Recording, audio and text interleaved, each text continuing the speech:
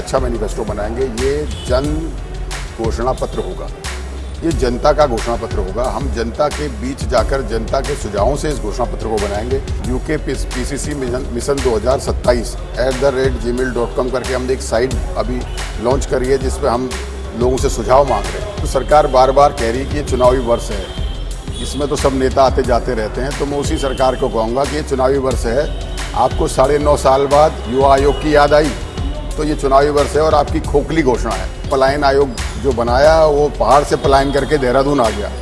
तो उस पलायन आयोग ने आपके 9.5 सालों में क्या किया, पहले आप उसको बताइए। उत्तराखंड का युवा जानता है, जिस सरकार ने उत्तराखंड के मेहनतकश युवाओं के रोजगार का सौदा किया है, आज वो सरकार जो मजबूत कहती थी नकल विरोधी कानून हमने बनाया है, और सारे नकल माफिया हाईकोर्ट से क्लीन चिट लेकर घूम रहे हैं, दोबारा जो है कि उसी काम पर लग गए हैं पेपर बेचने पर। क्या हुआ सीबीआई जांच का, भर्ती घोटाले के सीबीआई जांच का क्या हुआ? अंकिता भंडारी जो कह रहे थे कि अंकिता भंडारी के माता पिता जो कहेंगे हम वो करेंगे, सीबीआई उस पर कराएंगे। और आप कौन जोशी जी हैं जिनका कोई अंकिता भंडारी से लेना देना नहीं, उस पर आप जांच की बात कर रहे हैं। कहाँ पहुंची ये जांच है? ये सवाल तो अभी सरकार को चुनाव में तो आने दीजिए, सरकार युवा पूछने के लिए तैयार है।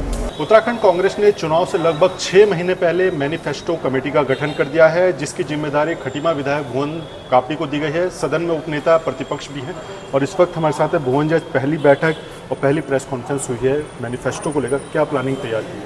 देखिए, आज हमने पहली प्रेस करी है मैनिफेस्टो में। मेरे साथ कन्वीनर के रूप में प्रेम बहुखुंडी जी हैं, सुजाता पॉल जी हैं, हमारे वरिष्ठ नेता धसमाना जी हैं, और CWC के मेंबर और हमारे जनरल सेक्रेटरी सप्पल साहब भी हैं। इन सब का मार्गदर्शन और सहयोग से हम एक अच्छा मैनिफेस्टो बनाएंगे। ये जन घोषणा पत्र होगा, ये जनता का घोषणा पत्र होगा। हम जनता के बीच जाकर जनता के सुझावों से इस घोषणा पत्र को बनाएंगे। पहले हम जिला स्तर पर इसको करेंगे, फिर उसके बाद विधानसभा स्तर पर सुझाव लेंगे। इसके अलावा यूके पीसीसी मिशन 2027 @gmail.com करके हमने एक साइट अभी लॉन्च करी है जिस पर हम लोगों से सुझाव मांग रहे हैं। और जब हम जिलों में जाएंगे तो वहाँ हम सभी सामाजिक संगठनों से, महिलाओं से, युवाओं से, SC/ST के लोगों से, बुजुर्गों से, पूर्व सैनिकों से, स्वयं सहायता समूह से, NGO के लोगों से, शिक्षकों से, और जो है जो पर्यावरणविद है उनसे, उसके अलावा सरकारी कर्मचारियों से, उपनल के कर्मचारियों से, आउटसोर्स एजेंसियों के कर्मचारियों से, जो बेलदार हैं इनके यूनियन से, हम नर्सिंग वालों से, मतलब सारे समूह को छूकर उनके क्या हमसे उम्मीद है, वो क्या चाहते हैं, क्या घोषणा पत्र में होना चाहिए, कैसे रोजगार सुरक्षा होगी, कैसे रोजगार व्यवस्था होगी, इस पर चर्चा कर उसका हम संकलन करेंगे। और अच्छा कापड़ी जी, आपने युवाओं की बात की। सबसे बड़ा मुद्दा इस वक्त देश प्रदेश में युवाओं का है। सरकार 15 अगस्त को युवा आयोग घोषित कर चुकी है कि युवाओं की सभी समस्याओं पर आप कैसे इस चीज़ को काटने का काम करो, कैसे आप युवाओं के बीच जाएंगे? देखिए, सरकार बार बार कह रही है कि ये चुनावी वर्ष है, इसमें तो सब नेता आते जाते रहते हैं। तो मैं उसी सरकार को कहूँगा कि ये चुनावी वर्ष है। आपको 9.5 साल बाद युवा आयोग की याद आई, तो ये चुनावी वर्ष है और आपकी खोखली घोषणा है। पहले तो हम आपसे सवाल पूछेंगे कि आपने पलायन आयोग जो बनाया वो पहाड़ से पलायन करके देहरादून आ गया। तो उस पलायन आयोग ने आपके 9.5 सालों में क्या किया, पहले आप उसको बताइए। और उत्तराखंड का युवा जानता है, जिस सरकार ने उत्तराखंड के मेहनतकश युवाओं के रोजगार का सौदा किया है, आज वो सरकार जो मजबूत कहती थी नकल विरोधी कानून हमने बनाया है, और सारे नकल माफिया हाईकोर्ट से क्लीन चिट लेकर घूम रहे हैं, दोबारा जो है कि उसी काम पर लग गए हैं पेपर बेचने पर।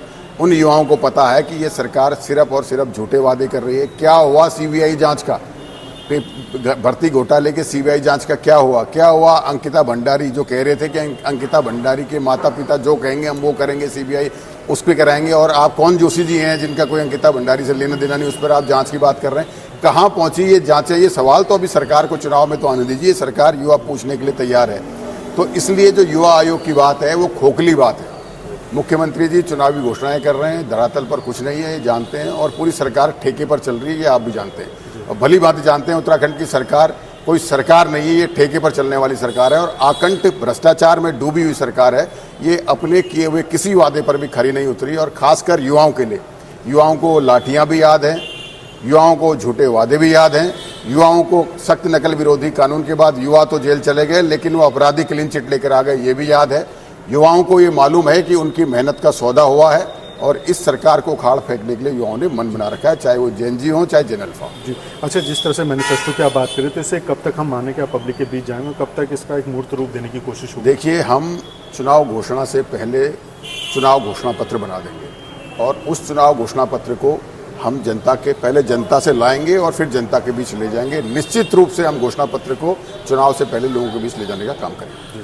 ये थे भुवन कापड़ी, मैनिफेस्टो कमेटी की जिम्मेदारियों को सौंपी गई है, अध्यक्ष इनको बनाया गया। और सीधे तौर पर देखा जाए तो मैनिफेस्टो में तमाम तरह के वादे आम जनता से जो किए जाते हैं चुनाव के मौसम में, उसको लेकर कांग्रेस जनता के बीच जाएगी, मैनिफेस्टो बनाएगी और पहले उसको जनता को समर्पित करेगी कि अगर इसमें किस तरह के बदलाव करने हैं, क्या करना है।